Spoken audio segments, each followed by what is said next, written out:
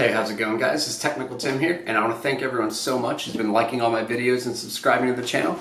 And I really appreciate it if you gave this video a thumbs up or subscribe if you haven't already. And I know I did a video, like a technique video, on kind of switching from doubles to single legs, and I did that yesterday.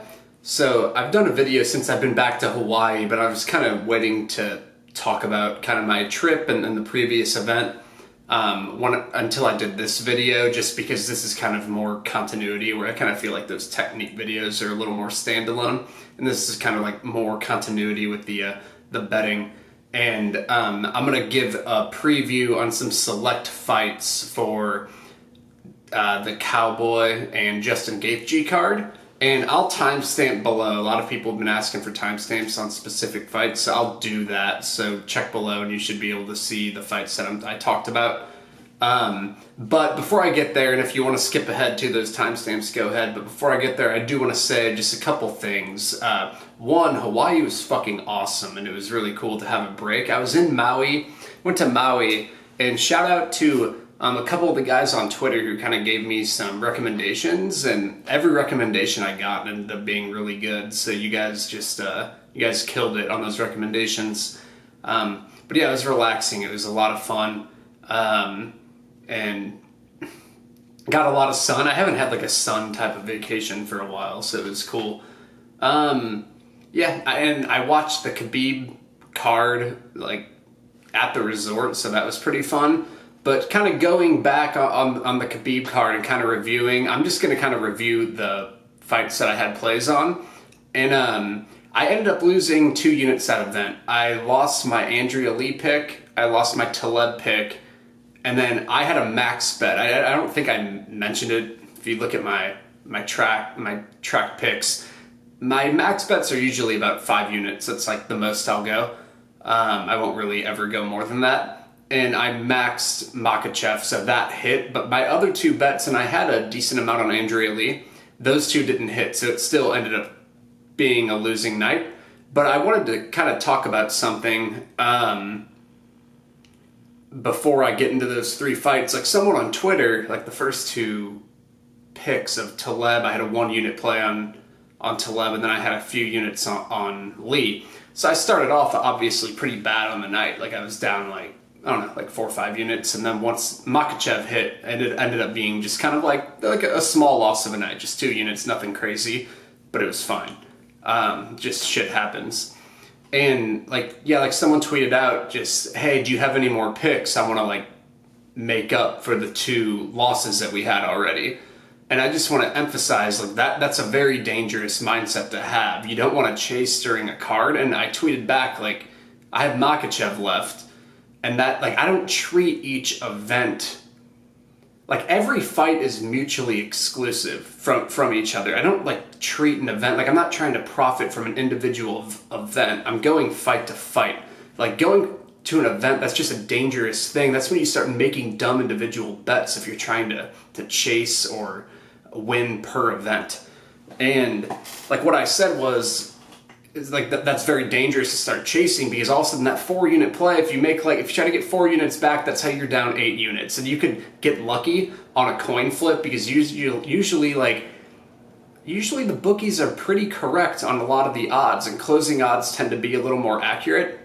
So if you're just like trying to chase and play random plays where we're not really confident that we have an edge, you're basically flipping a coin to kind of like profit more, or kind of like cut your losses a little bit, or just dig yourself a bigger hole. And that's how you lose big chunks of bankrolls trying to chase. So I told the person, like, accept the loss. Like if Makhachev wins, and I feel strongly Makhachev will win, like I felt like we had, and I capped him there. I talked about it. I capped him at like over -400 in that fight. And that's why I max bet him. So if he wins, we'll just take the 2 unit loss, and it kind of is what it is. And if he loses, we just had a really bad night, and that can happen. So don't try to dig yourself into a bigger hole. And then he ended up winning, and it ended up just being kind of like an event where we lost a couple units, and it wasn't a big deal. But if you had chased, and people chase all the time, you can really fuck yourself. But it's a mindset you need to have. Like, I'll throw maybe small on some like props that kind of catch my eyes, but the bets that I track are kind of the bets that I have a lot of money on, and I'm not going to be just throwing reckless amounts for no reason, just to kind of, because I'm down on the event early in the day. So I just wanted to point that out because it's super important. And yeah, like I'm going to have losing events and I'm going to have winning events. Like I had an event where, I think it was a Stipe Cormier card where I hit like every bet but one. And that's just, you accept the good event. And then this event, I ended up just losing a couple units and you just accept it. Like you have to just worry about the picks you make. And the results are just kind of like, they just happen. And you just have to let it go. And if you don't chase and you just let the picks play out throughout the year, that's when we'll get the edge. But when you try to chase, you can really fuck yourself up. So I just wanted to point that out. Now I just want to kind of go over the fights. Like I think the Taleb fight was just, I thought he would have maybe more. One, I thought he was a better grappler, and that didn't really play out. So it's kind of hard with hindsight because you don't really know always, because you don't see the fights playing out so many times. You just get to see them play out once, so you don't always know all the outcomes. But I only went 1 unit on Taleb, and I do think I maybe should have just stayed away overall. And then, so I ended up just kind of rolling with that 1 unit play. I did not play Sato. I know I talked about I was maybe interested in him as a dog, and Bilal Muhammad just showed great fight IQ by catching the hooks right away. And he kind of outperformed my striking expectations, so good performance. I'm glad I ended up staying away from that. And then Andrea Lee, like the Taleb fight, like I was a little more disappointed with myself in. It just kind of is what it is. Like sometimes the fights don't play out exactly how you want or how you foresee them. The Andrea Lee fight, a lot of it actually played out how I thought it would play out. Like when Lee got top position, I saw her passing all day, and I talked about it in my video. Whenever Calder would she kind of throws up guard subs, and it was just going to give a lot of passing opportunities, and I really thought Lee would kind of devastate and dominate from top position. And so like I thought Lee won the first round with that. Then I do think Calderwood won the next 2, but it was still a close fight that ended up being a split decision. But where I think I got this fight wrong is the striking ended up being a lot more competitive than I thought, but that wasn't the main thing. I feel like if Lee's clinch takedowns would have worked, she would have ran away with this fight. And that's where I think I kind of got it wrong, is Andrea Lee kept going for those clinch takedowns and Calderwood kept stopping them. And I didn't expect that, because Calderwood, in the few times I saw her in the clinch getting kind of defending takedowns, she looked absolutely terrible there pre-tape.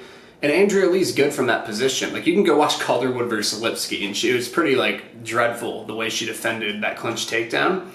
And so on this one, I'm not as mad, because even though like Lee turned out to not be the value side, because even if she would have won that split decision, it would have been a bad pick, because we got her odds around like -200 or something.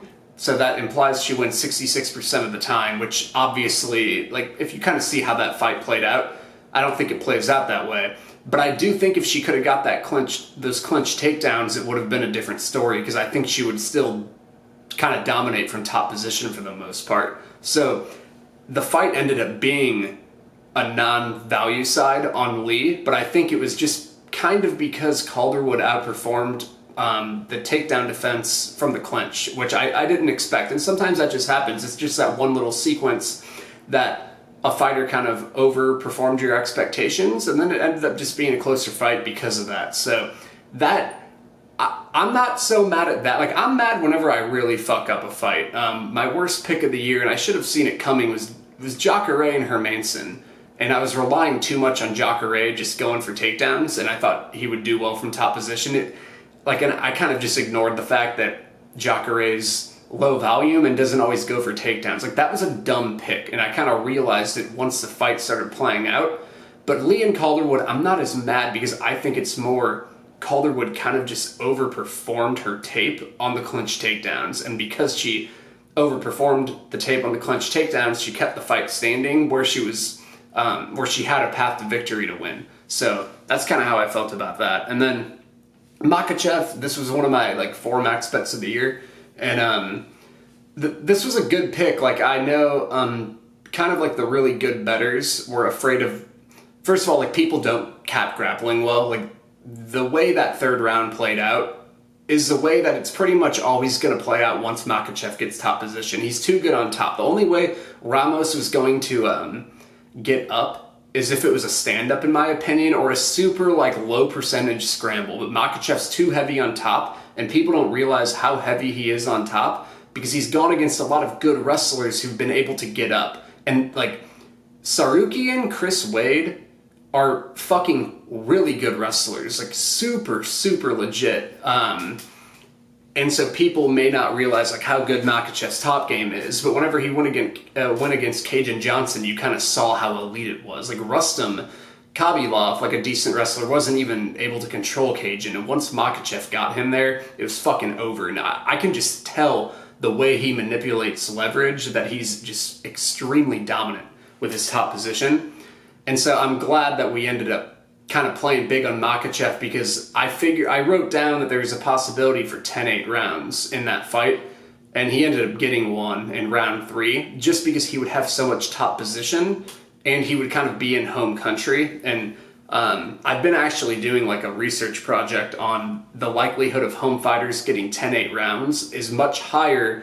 Like home country fighters get 10-8 rounds much more often than neutral or non-home fighters or away fighters. So I was looking at that, and just his overall grappling top game, he was going to dominate.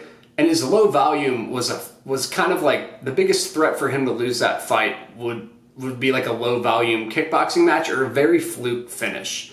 But I thought even though he has low volume, Ramos does too.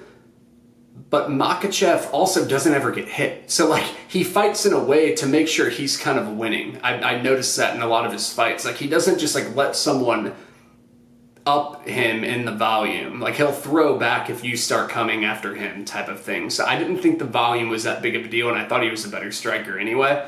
So, and I always knew he could dominate round. If he started losing the striking, I figured he'd go for takedowns anyway. So it was a good bet. And I see him winning that fight, like, 8 to 9 out of 10, so that was a good play.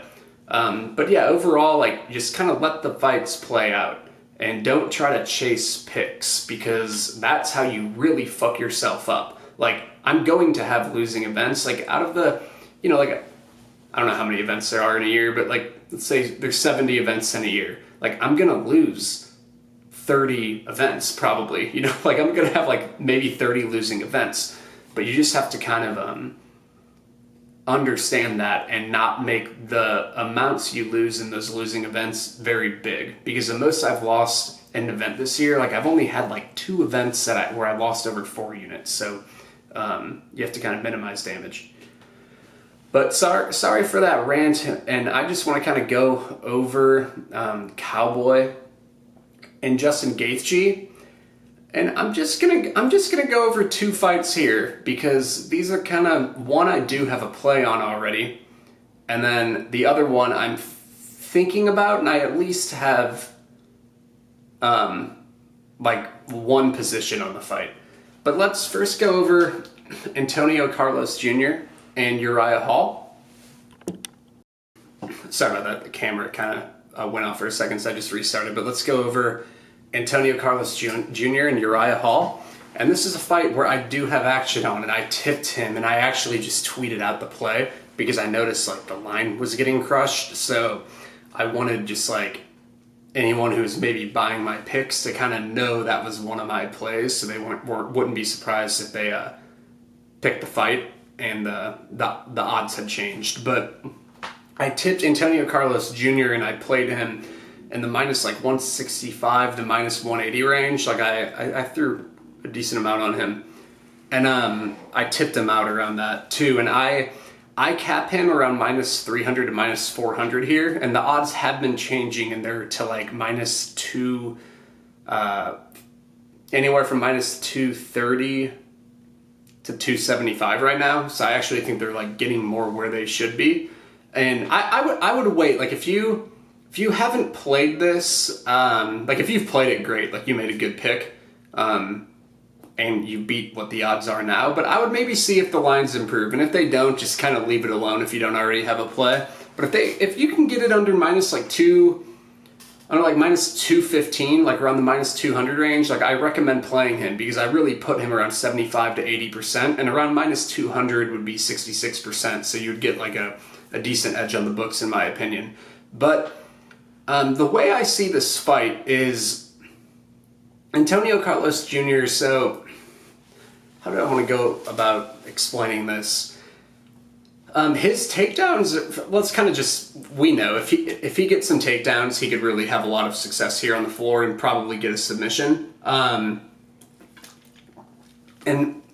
I see kind of like some opinions on Twitter saying Uriah Hall's never been subbed before, so they like don't think a submission can happen here. And that's just extremely lazy capping. It just is. That's a complete fucking wiki cap, and you really need to kind of just look at the tendencies of what these guys do on the mat to see if there's a likelihood of submission. And like I think this is the same camp of people who thought Manny Bermudez would submit Casey Kenny at the implied odds. Like his submission line was 50% implied probability, and I capped that. I capped it under like. I put it around 5%. That's what I thought. I thought like 1 in 20 fights he would sub Casey Kenny, because there's just levels to grappling, and if you watch the way those guys matched up, just like all he had to worry about Casey Kenny was a triangle and guillotine, and he showed in all his fights he was going to stop that easy. And but in this fight, you really need to kind of dive into the fact that Uriah Hall has giving up back tendencies, and Shoeface will just pop in a body triangle there and probably get a rear naked choke, in my opinion. Like, I don't think he like for sure subs him, but I think it's high percentage. And when I say high percentage, I think like he could probably sub him like 4 to 6 times out of 10, like honestly. Like give or take, like you kind of see how, you have to see how the fight plays out exactly. But I feel like if Shoeface is super persistent with the grappling, which he usually is, that he has a pretty high percentage chance of a sub here. And you can see Uriah Hall in the second fight versus Mousasi, he is susceptible to body lock takedowns, and he wasn't hanging on to a whizzer. Like he does a lot of dumb shit where he wasn't hanging on to the whizzer in the body lock. And when you don't hang on to the whizzer, the guy can take your back. I wish I had video to show you this, but he just kind of let go of the whizzer, and Mousasi was able to take his back, get wrist control, and pound him out. And whenever he did that, it just screamed to me, ACJ always goes for body lock takedowns and just back-taking type of positions to where he'll probably slap in a body triangle at some point, and we'll have, like, if you have a full-in body triangle, like early in a round, like there's a good chance that ACJ will submit you. And Uriah Hall has almost been submitted before. It's not like he shows extremely high-level grappling defense. Not only has he almost been subbed in a rear naked choke before, if you look at his fight metric, he's actually been, let me take a look at this.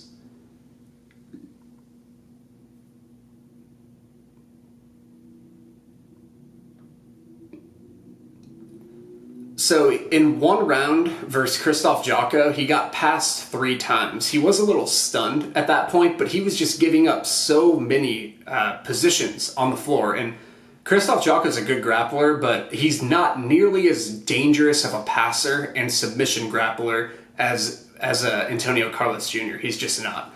Mousasi, in their rematch, he kind of got that one position, that dominant position on the floor, grabbed wrist control, and pounded out Uriah Hall. And he could have got a submission there against Hall if he would have went for it. And then in the other fight, in one round of Gegard Mousasi and Uriah Hall, Mousasi had 7 passes. So that, like, so people who think like, when you're getting that many dominant positions with a world champion Brazilian Jiu-Jitsu player like ACJ, and it's translated into MMA. I'm not just reading off credentials. Like, he's shown good takedowns and submissions in the UFC. When you give up that many passes in just one round, there's a very high chance he could get subbed. So people who are just kind of wiki capping and saying Hall can't get subbed here are fucking insane. he could stop him. Like, I mean, like, I think it's possible, but it's still a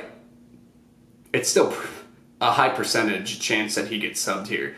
But even if he doesn't, so that's one thing. One thing is, I think there's going to be a lot of passing opportunities for ACJ on the floor. He's just, like I said, Uriah does a lot of kind of low man tendencies on the floor. Like, he'll go for a Kimura, and whenever you go for a Kimura, you just end up on your back, and that could be a bad thing too. And I just think there's a lot of like advancing and submission opportunities for Antonio Carlos Jr. once he gets the fight to the floor. And then as far as him getting the fight to the floor, Uriah Hall always backs up, and he's always going up his back against the cage. And Antonio Carlos Jr. likes to get you backed up, and then he chains his takedowns together. And his takedowns are actually really good for a jiu-jitsu player. So I think the takedowns will be there for him, for sure. And Uriah Hall has shown susceptibility to a lot of the type of takedowns ACJ does. And another thing that like Uriah Hall backers I've seen are saying is they're citing a 71% takedown defense. The funny thing is that's a very skewed number because he went 10 for 11 in defending takedowns against Rafael Natal, and Rafael Natal is like not that good of a takedown artist, so his numbers got completely skewed in one fight. Like, so it's probably not a 71% chance, and takedown defense numbers don't really always matter that much, in my opinion. I think it's way more about the style. Like, you need to use them. You need to always look, but you need to know when to adjust. And even if it was 71% and it wasn't, and it was kind of spread out throughout his fights and not just in that Natal fight, I'd still think he's getting taken down here by ACJ. And ACJ's taken down every single one of his opponents, and his takedowns are just good too. So I think ACJ will kind of get the takedowns if he chooses to go there, which he generally does, so that's good, and we want him to do that, and I think he'll advance a lot. So the win paths that I think Hall has here is a KO. Like, obviously, Hall's a pretty like explosive guy, but ACJ's never been standing KO'd before, and Uriah Hall's just tendency to go back a lot and maybe kind of get melted with some grappling, I think will kind of take a lot of his chances and opportunities away. And also ACJ on the feet, if he's not tired, and I'm going to get to like the prospects of him gassing out, if he's not tired, I think he's actually like not that in over his head in the striking. Like, I think he can land some kicks. Like, I actually think he's totally fine. He can kind of pressure him, and Uriah Hall kind of, he needs to get going sometimes when he's striking. Like, he's just super uncomfortable nowadays, and I think he's declined a little bit, and he has a little bit of a low volume style. So I think ACJ's kind of fine there, but I could see Uriah Hall still landing a KO. It's a possibility, but I just think it's a little lower percentage, and I don't think it threatens what we're getting the implied winning percentage on ACJ. Like, it's obviously a threat, but it's not a huge threat to not play Antonio Carlos Jr.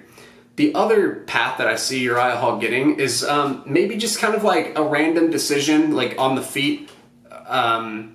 But I still think he doesn't throw enough all that often to where he's going to have to land power shots. And his power shot path kind of goes along with his KO path anyway. So I just think he has to land big shots in general to win a decision. And then I've seen a lot of people say ACJ gasses out a lot. And I agree, he does, but it depends on the style that he's going against. If you watch his fight with Eddie Gordon, who actually would back up a lot, kind of in the way that Uriah Hall does, he didn't gas out at all. Whenever ACJ was allowed to kind of dictate the pace, strike going forward, and kind of mix in his takedowns when he felt like it, he didn't gas at all. And the times he gasses is when, he's going against guys who can resist the grappling in a wrestling type of way, where they're kind of working back to their feet, really defending the takedowns well, and they're not staying flat on their back. Because whenever they're working up, you're not fighting at your own pace as the top man anymore. Like, you're kind of trying to keep them down instead of kind of just floating on top. Floating on top's a lot easier, but if you're just trying to mat return and get people back down and keep taking them down, it's super tiring. And the 3 fights he lost was Ian Heinisch, and Ian Heinisch is much different than Uriah Hall and makes you work, and is a come-forward striker. He lost to Dan Kelly, and then Patrick Cummins. And Cummins was just like a wrestler. And those three guys also, ACJ struggles in kind of like these fights when they get on top of him. But Uriah Hall doesn't take top position a lot. Like, that's when these guys really started landing some big bombs, when ACJ was tired and on his back. So I think that's kind of like his kryptonite, when you're really making him work to kind of keep you down. And whenever ACJ is kind of just like getting his takedown stopped and getting taken down himself. And that's what those three guys were doing. And Uriah Hall just doesn't present any of those challenges. He doesn't really ever offensively wrestle. His takedown average is 0.84 in a fight, so that's not a lot at all. And he just doesn't really like float on top position much either. So I just don't think it's really going to matter. And like I said, he stays super flat on his back and doesn't have the best base of building up. So I don't think he's going to tire ACJ out. And I think that was a little bit of a rant, but to kind of sum up my thoughts on this fight is I think Hall doesn't throw enough, and he really is almost KO or bust here, because I don't think the decision will happen, because I don't think he fights in a way to gas ACJ out. And just stylistically, I really think ACJ's grappling is going to get going, and he's probably going to catch a submission. And if he doesn't catch a submission, I expect him to kind of win the fight via mixing in his pressure striking, takedowns, and kind of just dominating and passing. So that's that. And then the next fight, I'm not, that's the only like big play that I have right now. And I'm not going to go too in depth into Donald Cerrone and Gaethje or Glover and Krylov. Like, if I have, those are the other two fights that I'm really like contemplating a play on. And I can't really decide. I have a feeling I'll probably end up playing Glover, but I do want to see where his odds go, because he's kind of getting hit by a dog, and if I could get him at fucking plus 130, that's an insane line. Because I cap him as a fave here. Like, I'm going to play him. I'm just waiting at the line, because I want to get him as a dog, and I could see that happening just because he's old, and people just underestimate Glover a lot. And then Cerrone Gaethje is another one where, if I could give you one piece of advice, I'm not going to go too in-depth on this fight, but do not play Justin Gaethje at minus 200. He absorbs 10.3 strikes per minute. Like, do not fucking play him. And I understand he's a pressure fighter, I get it, but he's also not Tony Ferguson. Like, if you look at Justin Gaethje's striking ratio, his strikes per minute that he lands is around 8. And then he absorbs 10.3, so it just screams that it's a brawl every fucking time. And I don't want to bet on somebody as a 66% implied probability when their kind of like way to fight is just a brawl. And I understand he's a pressure fighter, but he's also not Tony Ferguson, and the numbers show it. Like, stylistically, they're actually a lot different, and I noticed a lot of key things on tape, but also in the numbers, Tony Ferguson lands about 5.8 strikes per minute and only gets landed on 3.5. So, like, he's much different, and the numbers prove it. Like, they both pressure, but they pressure in very different ways, and one of them, Justin Gaethje, is a lot more hittable than Tony Ferguson. So, I'm going to do a podcast with Gaethje tomorrow, and I think that's going to kind of serve as my final thoughts video for the week, and I'll kind of let you know where I've settled with the Teixeira and Cerrone and Gaethje fight. And other than that, like, on a lot of the other fights, I'm still taping a little bit. I don't think I'm going to have many plays in a lot of the fights. Like, I don't see like super strong edges to where we can get big plays, and there's just like a lot of uncertainties. A lot of these guys are kind of newer fighters, and that's not my type of fights to pick. But stay tuned for that podcast with Gaethje, and I hope you enjoyed this video. But really, all I have right now is a big play on ACJ, and if you guys got him already at his earlier odds like a few days ago, definitely roll with it. And if the odds improve to like around minus 200, I would definitely hit it. So thanks so much, and comment below, and yeah, I'll keep a lookout for the podcast. Thanks, guys.